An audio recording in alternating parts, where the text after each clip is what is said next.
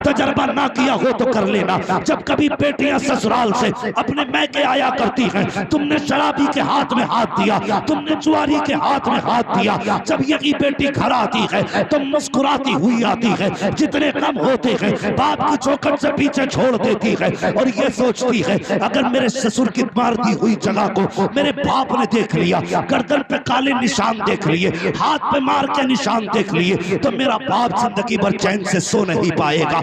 ये सोच करके बेटियां कभी बाप से अपना दर्द नहीं बताती हैं। इसलिए खुदा के वास्ते पापा तुमसे भी गुजारिश है, अगर बेटियां दिया करो तो देखभाल के बेटियां दिया करो। ये सिर्फ पीछा नहीं छुटाना है, उनकी जिंदगी का फैसला है।